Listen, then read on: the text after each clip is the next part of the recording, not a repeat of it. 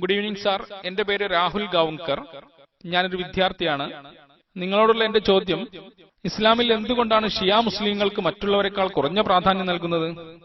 എന്റെ ഒരു മുസ്ലിം സുഹൃത്തിൽ നിന്ന് എനിക്ക് അറിയാൻ കഴിഞ്ഞത് ഷിയ കുടുംബങ്ങളിൽ നിന്ന് വെള്ളം പോലും കുടിക്കാൻ പാടില്ല എന്നാണ്.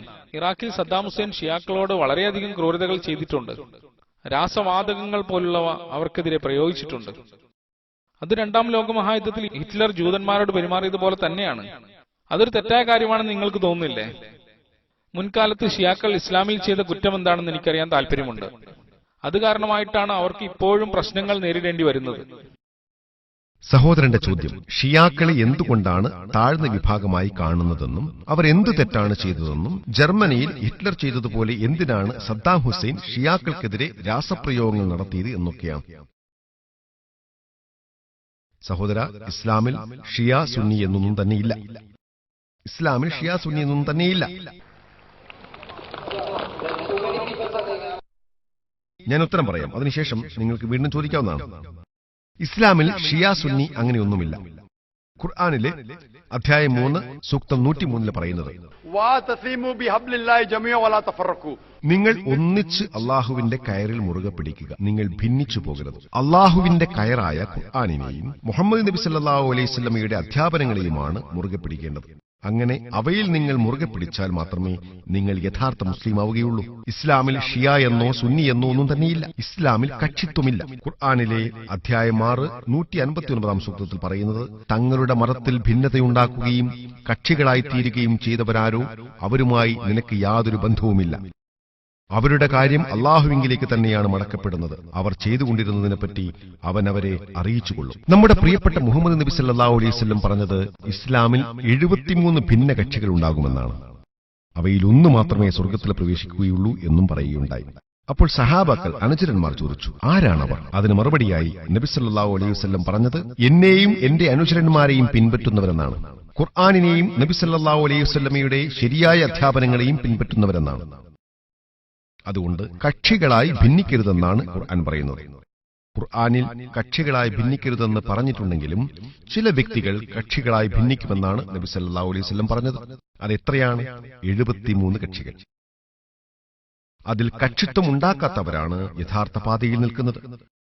ആരെങ്കിലും സ്വയം മുസ്ലിം എന്നല്ലാതെ മറ്റെന്തെങ്കിലുമാണെന്ന് സ്വയം വാദിച്ചാൽ, മുസ്ലിം എന്ന വാക്കിന്റെ അർത്ഥം ദൈവത്തിന് സ്വയം സമർപ്പിച്ച വ്യക്തിയെന്നാണ്. മുഹമ്മദ് നബി സല്ലല്ലാഹു അലൈഹി വസല്ലം എന്തായിരുന്നു? അദ്ദേഹം ഷിയ ആയിരുന്നു അതോ സുന്നി ആയിരുന്നു? എന്തായിരുന്നു? അദ്ദേഹം ഒരു മുസ്ലിം ആയിരുന്നു. ഞാൻ കഴിഞ്ഞ സഹോദരിക്ക് കൊടുത്ത ഉത്തരത്തിൽ ഖുർആനിലെ അധ്യായം 3 64 വചനം മുദ്രിച്ചുവല്ലോ. അതിൽ ഞങ്ങൾ അള്ളാഹുവിന് കീഴ്പ്പെട്ടവരാണ് എന്നതിന് നിങ്ങൾ സാക്ഷ്യം വഹിച്ചുകൊള്ളുക എന്ന് പറഞ്ഞുവല്ലോ. ഒരു മുസ്ലിം ശരിയായ പാതയിലാണോ അല്ലയോ എന്ന് പരിശോധിക്കുവാൻ ഖുർആനുമായി ഒത്തുനോക്കിയാൽ മതിയാകും. അദ്ദേഹം സുൽത്താൻ, സാക്കിർ, മുഹമ്മദ്, അബ്ദുള്ള, ഇവയിൽ ഏത് പേരിൽ അറിയപ്പെട്ടാലും ശരി, നിങ്ങൾ പരിശോധിക്കേണ്ടത് ഖുർആനും നബി സല്ലല്ലാഹു അലൈഹി വസല്ലമയുടെ ശരിയായ അധ്യാപനങ്ങളുമാണ്. ബുഖാരി, മുസ്ലിം പോലുള്ള അധ്യാപനങ്ങൾ, അവയുമായി യോജിച്ച നിലക്കാണ് അദ്ദേഹത്തിന്റെ പ്രവർത്തനങ്ങളെങ്കിൽ അദ്ദേഹം ശരിയായ മുസ്ലിമാണ്. അദ്ദേഹം ബുഖാരി, മുസ്ലിം പോലെയുള്ള നബി സല്ലല്ലാഹു അലൈഹി വസല്ലമയുടെ ശരിയായ അധ്യാപനങ്ങൾക്കും ഖുർആനും എതിരാണ് പ്രവർത്തിക്കുന്നതെങ്കിൽ അദ്ദേഹം യഥാർത്ഥ മുസ്ലിമല്ല. ഖുർആനും നബി സല്ലല്ലാഹു അലൈഹി വസല്ലമയുടെ യഥാർത്ഥ അധ്യാപനങ്ങളും പിൻപറ്റുന്നയാൾക്കാണ് യഥാർത്ഥ മുസ്ലിം എന്ന് പറയുന്നത്. ഒരു വ്യക്തി ഖുർആനും നബി സല്ലല്ലാഹു അലൈഹി വസല്ലമയുടെ ശരിയായ അധ്യാപനങ്ങളുമല്ല പിൻപറ്റുന്നതെന്ന് നിങ്ങൾക്ക് ബോധ്യമായാൽ അദ്ദേഹം യഥാർത്ഥ മുസ്ലിം അല്ലെന്ന് നിങ്ങൾക്ക് മനസ്സിലാക്കാവുന്നതാണ്. സദ്ദാം ഹുസൈനെക്കുറിച്ചുള്ള നിങ്ങളുടെ രണ്ടാമത്തെ ചോദ്യത്തെ സംബന്ധിച്ച് പറയുകയാണെങ്കിൽ, സദ്ദാം ഹുസൈൻ നിങ്ങളുടെ ചോദ്യത്തിന്റെ ഭാഗമല്ലേ? സദ്ദാം ഹുസൈൻ ഷിയാക്കളെ കൊന്നുവെന്ന് നിങ്ങൾ പറയുകയുണ്ടായി. സഹോദര, സദ്ദാം ഹുസൈൻ ഷിയാക്കളെ കൊന്നിട്ടുണ്ടോ എന്ന് എനിക്കറിയില്ല. മാധ്യമങ്ങൾ അങ്ങനെ പറയുന്നു. പക്ഷെ സദ്ദാം ഹുസൈൻ ആകട്ടെ, ഹിറ്റ്ലർ ആകട്ടെ, ജോർജ് ബുഷ് ആകട്ടെ, ആരെങ്കിലും ഒരു നിരപരാധിയെ കൊന്നാൽ ഷിയ സുന്നികളുടെ കാര്യം വിട്ടേക്കൂ. ആരെങ്കിലും നിരപരാധിയായ ഹിന്ദുവിനെയോ ക്രിസ്ത്യാനിയെയോ ജൂതനെയോ കൊന്നാൽ അതൊരു വൻ കുറ്റമാണ്. അത് സദ്ദാം ഹുസൈൻ ആകട്ടെ, ജോർജ് ബുഷ് ആകട്ടെ, ഹിറ്റ്ലർ ആകട്ടെ, ആരെങ്കിലും നിരപരാധിയായ ഒരു മനുഷ്യനെ കൊന്നാൽ അത് ഹിന്ദു ആകട്ടെ, ക്രിസ്ത്യാനിയാകട്ടെ, ജൂതനാകട്ടെ, അതൊരു വൻ പാപമാണ്. ഞാൻ ആരെയും സംരക്ഷിക്കാൻ വേണ്ടിയല്ല ഇവിടെ വന്നിരിക്കുന്നത്. ജോർജ് ബുഷ്, സുൽത്താൻ, അബ്ദുള്ള, ഹിറ്റ്ലർ, ടോം, ടിക്, ഹാരി, ഏത് പേരുള്ള വ്യക്തിയുമായിക്കോട്ടെ, ആരെങ്കിലും നിരപരാധിയായ ഒരു മനുഷ്യനെ കൊല്ലുകയാണെങ്കിൽ അത് നിരോധിക്കപ്പെട്ട കാര്യം തന്നെയാണ്. ഞാൻ ഉത്തരം പറഞ്ഞു എന്ന് വിശ്വസിക്കുന്നു. അപ്പോൾ താങ്കൾ പറയുന്നത് ഷിയാക്കൾ, സുന്നികൾ, ബോറി മുസ്ലിങ്ങൾ ഇവരിലൊന്നും വിശ്വസിക്കരുത് എന്നാണോ? ഞാനല്ല അങ്ങനെ പറയുന്നത്. ഖുർആനിൽ ഷിയ സുന്നി അങ്ങനെയൊന്നും തന്നെയില്ല. ബോരി മുസ്ലിം എന്നും ഖുർആനിലില്ല. പക്ഷെ അവരുടെയൊക്കെ പേരുകളിൽ നിരവധി പള്ളികളുണ്ടല്ലോ. അത് നിങ്ങൾ അവരോടാണ് ചോദിക്കേണ്ടത്. ഷിയ എന്ന വാക്ക് ഖുർആനിൽ എവിടെയാണ് പറഞ്ഞിരിക്കുന്നതെന്ന് നിങ്ങൾ അവരോട് ചോദിക്കൂ. ബോരി എന്ന വാക്ക് ഖുർആനിൽ എവിടെയാണ് പറഞ്ഞിരിക്കുന്നതെന്നും നിങ്ങൾ അവരോട് ചോദിക്കൂ. സർ, എന്റെ കോളേജ് ബാംഗ്ലൂരിലാണ്. അവിടെ അങ്ങനെയാണ്. എനിക്ക് അങ്ങനെയുള്ള നിരവധി സുഹൃത്തുക്കളുണ്ട്. ഇവർ പിൻപറ്റുന്നത് ശരിയായ സ്രോതസ്സുകളെയാണോ എന്നറിയുവാനായി നിങ്ങൾ നബി സല്ലല്ലാഹു അലൈഹി വസല്ലമയുടെ ശരിയായ അധ്യാപനങ്ങളെയാണോ പിൻപറ്റുന്നത്, നിങ്ങൾ അള്ളാഹുവിന്റെ ഖുർആനിനെയാണോ പിൻപറ്റുന്നത് എന്ന് അവരോട് ചോദിക്കുക. അള്ളാഹു വളരെ വ്യക്തമായി ഖുർആനിൽ അധ്യായം 6 159 പറയുന്നു, തങ്ങളുടെ മതത്തിൽ ഭിന്നതയുണ്ടാക്കുകയും കക്ഷികളായിത്തീരുകയും ചെയ്തവരാരോ അവരുമായി നിനക്ക് യാതൊരു ബന്ധവുമില്ല. അതുകൊണ്ട് ആരെങ്കിലും ഇസ്ലാമാകുന്ന മതത്തെ ഭിന്നിപ്പിച്ചാൽ ഒരു നിഷിദ്ധമാക്കപ്പെട്ട കാര്യമാണ് അദ്ദേഹം ചെയ്തിരിക്കുന്നത്. നിങ്ങൾക്ക് നല്ലൊരു മുസ്ലിം ആകണമെങ്കിൽ ഖുർആനാകുന്ന അള്ളാഹുവിന്റെ കയറിനെ നിങ്ങൾ മുറുകെ പിടിക്കണം. അതുകൊണ്ട് ആരെയെങ്കിലും നിങ്ങൾ സുൽത്താൻ എന്നോ അബ്ദുള്ള എന്നോ എന്ത് പേര് വിളിച്ചാലും അത് അദ്ദേഹത്തെ സ്വർഗത്തിലെത്തിക്കണമെന്നില്ല. അങ്ങനെ ഒരാൾക്ക് സ്വർഗത്തിൽ പോകണമെന്നുണ്ടെങ്കിൽ അയാൾ ഖുർആനിന്റെ അധ്യാപനങ്ങളെയും ശരിയായ നബി സല്ലല്ലാഹു അലൈഹി വസല്ലമയുടെ അധ്യാപനങ്ങളെയും പിൻപറ്റേണ്ടതുണ്ട്. സഹോദര, ഞാൻ നിങ്ങളോട് ഒരു ചോദ്യം ചോദിക്കാൻ ആഗ്രഹിക്കുന്നു. എന്തുകൊണ്ടാണ് ഷിയ സുന്നി എന്ന വിഷയം നിങ്ങൾ ഇത്രമാത്രം അലട്ടുന്നത്? സർ, ഇസ്ലാമിൽ ധാരാളം വിഭാഗങ്ങളുണ്ട്, കക്ഷികളുണ്ട്. നിങ്ങൾക്ക് ഇസ്ലാമിൽ ചേരണമെന്നുണ്ട്. പക്ഷെ ഏത് വിഭാഗത്തിൽ ചേരണമെന്നതാണോ നിങ്ങളുടെ പ്രശ്നം? ഇസ്ലാമിൽ കക്ഷിത്വമില്ല. ഇസ്ലാം ഒന്നേയുള്ളൂ, അത് മുസ്ലിം മാത്രം. നിങ്ങളോട് ആരെങ്കിലും അങ്ങനെ പറഞ്ഞിട്ടുണ്ടെങ്കിൽ അത് ഖുർആനിലുള്ള കാര്യമല്ല. ഞാൻ നിങ്ങൾക്ക് ഉദ്ധരണികൾ പറഞ്ഞു തരുന്നുണ്ടല്ലോ. സർ, ഇതെനിക്ക് പറഞ്ഞു തന്ന വ്യക്തി ഒരു സുന്നിയാണ്. അത് സുന്നിയാകട്ടെ, ഷിയ ആകട്ടെ, ബോറിയാകട്ടെ, കക്ഷിത്വം ഉണ്ടാക്കുവാൻ പാടില്ല എന്ന് ഖുർആനിൽ പറയുന്നുണ്ടെന്ന് അദ്ദേഹത്തോട് പറയുക. ഞാൻ പറയുന്ന ഉദ്ധരണങ്ങൾ എഴുതി വെച്ചോളൂ. അതിനർത്ഥം താങ്കൾ പറയുന്നത് ഇതെല്ലാം അസംബന്ധം എന്നാണോ? അദ്ദേഹം പിൻപറ്റുന്നത് ഖുർആനിനെയല്ല. ഖുർആനിൽ അധ്യായം 6 159 പറയുന്നു, നിങ്ങൾ അത് കുറിച്ചു വെച്ചോളൂ. ഡോക്ടർ ജാക്കിർ നായിക് ഇപ്രകാരം പറഞ്ഞുവെന്ന് കുറിച്ചു വെച്ചോളൂ. അധ്യായം 6 159 പറയുന്നത് കക്ഷിത്വം ഉണ്ടാക്കാൻ പാടില്ല എന്നാണ്. അപ്പോൾ നിങ്ങൾ എന്താണ് ചെയ്യേണ്ടത്? നിങ്ങൾ ദൈവത്തിന് കീഴ്പ്പെടുകയാണ് ചെയ്യേണ്ടത്. സഹോദര, നിങ്ങൾ ദൈവത്തിന് കീഴ്പ്പെടുവാൻ ആഗ്രഹിക്കുന്നുണ്ടോ എന്ന് എനിക്കറിഞ്ഞാൽ കൊള്ളാം. സഹോദര, നിങ്ങൾ ദൈവത്തിന് കീഴ്പ്പെടുവാൻ ആഗ്രഹിക്കുന്നുണ്ടോ? സർ, ഞാൻ ഇസ്ലാമിനെ ബഹുമാനിക്കുകയും വിശ്വസിക്കുകയും ചെയ്യുന്നു. നിങ്ങൾ ഇസ്ലാമിനെ ആദരിക്കുകയും വിശ്വസിക്കുകയും ചെയ്യുന്നു എന്ന് പറഞ്ഞു. നിങ്ങൾ ദൈവം ഏകനാണ് എന്ന് വിശ്വസിക്കുന്നുണ്ടോ? അതെ, ദൈവത്തിൽ വിശ്വസിക്കുന്നുണ്ട്. നിങ്ങൾ വിഗ്രഹാരാധന പാടില്ല എന്ന് വിശ്വസിക്കുന്നുണ്ടോ? ദൈവത്തിന് വിഗ്രഹങ്ങളില്ലെന്നോ? നിങ്ങൾ അത് വിശ്വസിക്കുന്നുണ്ടോ? എനിക്കറിയില്ല സർ. ദൈവത്തിന് വിഗ്രഹങ്ങളില്ലെന്ന് നിങ്ങൾ വിശ്വസിക്കുന്നുണ്ടോ? നിങ്ങൾ വിഗ്രഹാരാധനയിൽ വിശ്വസിക്കുന്നുണ്ടോ? അതെ. വിഗ്രഹാരാധന ശരിയോ തെറ്റോ? അത് ദൈവത്തിനുള്ളതാണ്.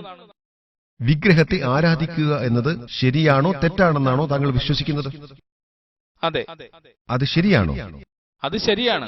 വിഗ്രഹാരാധന ശരിയാണെന്ന്, പക്ഷേ അത് നിങ്ങളുടെ വേദങ്ങൾക്കെതിരാണ്. ഏകനായ ദൈവത്തെയല്ലാതെ മറ്റാരെയും ആരാധിക്കരുതെന്നാണ് നിങ്ങളുടെ വേദങ്ങൾ പറയുന്നത്. നിങ്ങളുടെ യജുർവേദത്തിൽ അധ്യായം 32:3 ശ്വേതശ്വേതാരോപനിഷത്തിൽ 4:19 പറയുന്നത് നതസ്യ പ്രതിമാസ്ഥി, അതായത് ദൈവത്തിന് പ്രതിമയില്ല, പ്രതിച്ഛായയില്ല, ഫോട്ടോയില്ല, ചിത്രമില്ല, വിഗ്രഹമില്ല, ശില്പമില്ല എന്നാണ്. നിങ്ങളുടെ വേദങ്ങളിൽ ദൈവത്തിന് പ്രതിമയില്ലെന്നും പ്രതിച്ഛായയില്ലെന്നും വിഗ്രഹമില്ലെന്നും പറഞ്ഞിട്ടും സഹോദര, നിങ്ങൾ വിഗ്രഹാരാധന വിശ്വസിക്കുന്നുണ്ടോ? ഷിയ സുന്നി ഇതെല്ലാം വിട്ടേക്കൂ. എനിക്ക് നിങ്ങളോടുള്ള ചോദ്യം, നിങ്ങൾ നിങ്ങളുടെ വേദത്തെയാണോ പിൻപറ്റുന്നത്? നിങ്ങൾ പിൻപറ്റുന്നുണ്ടോ ഇല്ലയോ? കാരണം ഞാൻ വരുന്നത് ആ മതത്തിൽ നിന്നാണ്. ആ മതത്തിൽ വളർന്നു വന്നത് എന്റെ തെറ്റല്ല. നിങ്ങൾ വളർന്നത് ആ മതത്തിലാണെങ്കിൽ ആ മതത്തെക്കുറിച്ച് അന്വേഷിക്കേണ്ടത് നിങ്ങളുടെ ബാധ്യതയല്ലേ? ആ വിഷയത്തിൽ ഞാനിപ്പോൾ പഠനം നടത്തിക്കൊണ്ടിരിക്കുകയാണ്. അതുകൊണ്ടാണ് ഞാൻ ചോദിക്കുന്നത്. നിങ്ങളുടെ വേദമായ യജുർവേദത്തിൽ 32:3 ശ്വേതശ്വേതാരോപനിഷത്തിൽ 4:19 പറയുന്നത് നതസ്യ പ്രതിമാസ്ഥി എന്നാണ്. അതൊരു സംസ്കൃത ഉദ്ധരണിയാണ്. അതിന്റെ അർത്ഥം സർവശക്തനായ ദൈവത്തിന് പ്രതിമയില്ല, പ്രതിച്ഛായയില്ല, ഫോട്ടോയില്ല, ചിത്രമില്ല, വിഗ്രഹമില്ല, ശില്പമില്ല എന്നാണ്. നിങ്ങളുടെ വേദഗ്രന്ഥം ദൈവത്തിന് വിഗ്രഹമില്ലെന്ന് പറയുമ്പോൾ വിഗ്രഹാരാധന ചെയ്യുന്നത് ശരിയാണോ തെറ്റാണോ? എനിക്കറിയില്ല സാർ. അതൊരു വലിയ ചോദ്യമാണ്. വിഗ്രഹാരാധന ശരിയോ തെറ്റോ എന്നുള്ളത് ഒരു വലിയ ചോദ്യമാണ്. നിങ്ങളുടെ വേദഗ്രന്ഥം ദൈവത്തിന് വിഗ്രഹമില്ലെന്നും ഫോട്ടോയില്ലെന്നും പ്രതിച്ഛായയില്ലെന്നും പ്രതിമയില്ലെന്നും ഒക്കെ പറയുമ്പോൾ ദൈവത്തിനൊരു പ്രതിമയുണ്ടാക്കുന്നത് ശരിയാണോ അതോ തെറ്റാണോ? എന്റെ പൂർവികരായ ഹിന്ദുക്കൾ അങ്ങനെയാണ് ചെയ്തത്. എനിക്ക് അവരെ കുറ്റപ്പെടുത്താൻ സാധിക്കുകയില്ല. എനിക്ക് സത്യത്തിന്റെ ആവശ്യമില്ല. ഞാൻ ചോദിക്കട്ടെ, നിങ്ങളുടെ മതത്തിന്റെ ഏറ്റവും വിശ്വാസയോഗ്യമായ വേദഗ്രന്ഥം ഏതാണ്? എനിക്കറിയില്ല. നിങ്ങൾക്കറിയില്ല. നിങ്ങളുടെ മതത്തിന് ഏറ്റവും ഉയർന്ന പ്രമാണം ഏതാണ്?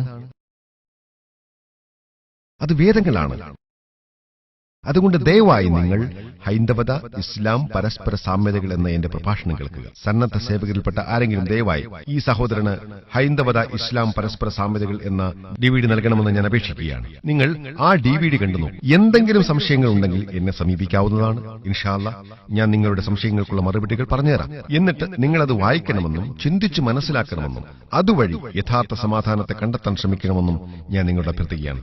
സർ, അവസാനമായി ഞാൻ ചോദിക്കട്ടെ, അപ്പോൾ നമ്മൾ ഷിയാ, സുന്നി ഇങ്ങനെയുള്ള കാര്യങ്ങൾ വിശ്വസിക്കാൻ പാടില്ല, ഖുർആനിൽ മാത്രമേ വിശ്വസിക്കാവൂ, ശരിയല്ലേ? ഖുർആനും മുഹമ്മദ് നബി സല്ലല്ലാഹു അലൈഹി വസല്ലമയുടെ വിശ്വാസയോഗ്യമായതും സത്യസന്ധമായതുമായ അധ്യാപനങ്ങളെയും പിൻപറ്റണം. അത്ര തന്നെ.